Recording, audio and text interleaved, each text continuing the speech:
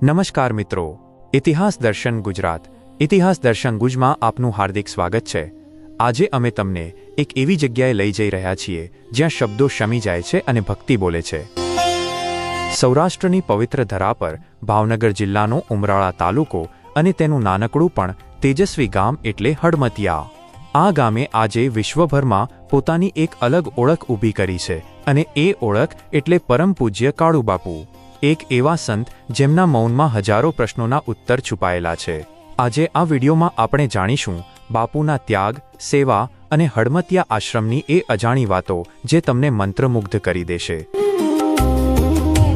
કાળુબાપુનું જીવન એટલે સાદગીનો પર્યાય। બાપુ બોલી શકે છે, તેમની પાસે વાચા છે, છતાં તેમણે વર્ષોથી મૌન વ્રત ધારણ કર્યું છે। આ મૌન કોઈ મજબૂરી નથી, પણ ઈશ્વર સાથેના અનુસંધાનની એક પરમ અવસ્થા છે। બીજી આશ્ચર્યજનક વાત એ છે કે બાપુએ અન્નનો સંપૂર્ણ ત્યાગ કર્યો છે। તેઓ માત્ર ગાયના દૂધનો જ આહાર લે છે।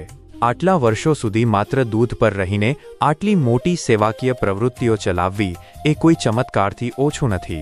તેમના ચહેરા પરનું તેજ સાક્ષી પૂરે છે કે તેમની સાધના કેટલી ઊંડી હશે।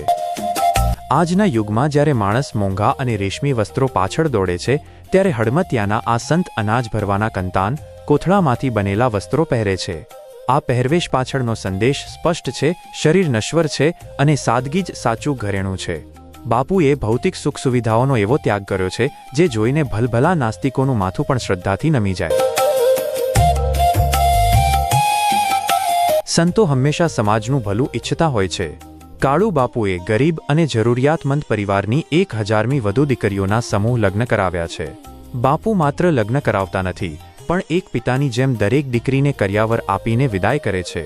આ સમૂહ લગ્નોમાં જે વ્યવસ્થા અને પ્રેમ જોવા મળે છે તે આજના મોટા મહેલોમાં થતા લગ્નોમાં પણ જોવા નથી મળતો।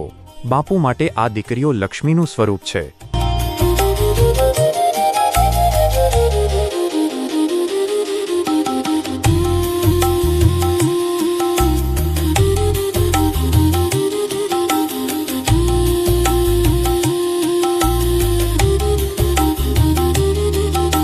હડમતિયા આશ્રમમાં 24 કલાક ભોજનનો પ્રબંધ હોય છે।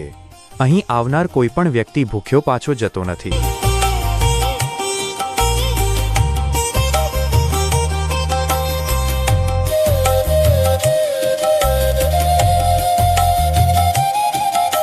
આશ્રમની મુલાકાત લેશો તો તમને ત્યાં લાકડાના વિશાળ ભંડાર જોવા મળશે, જે વર્ષો સુધી ચાલે તેટલા હોય છે। તેવી જ રીતે અનાજના ભંડાર પણ હરહંમેશ છલકાયેલા રહે છે। આ બધું કોઈ સરકારી ગ્રાન્ટથી નહીં, પણ લોકોની શ્રદ્ધા અને બાપુના આશીર્વાદથી ચાલે છે।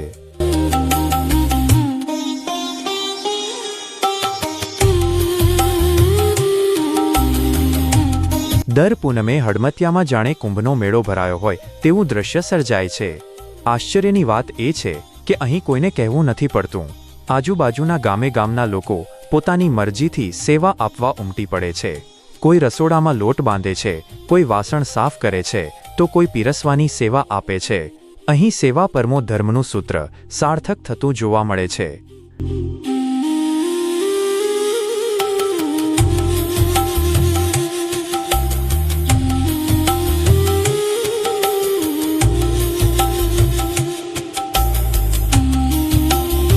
હડમતિયાના આ મૌન સાધક કાળુબાપુના ચરણોમાં કોટી કોટી વંદન।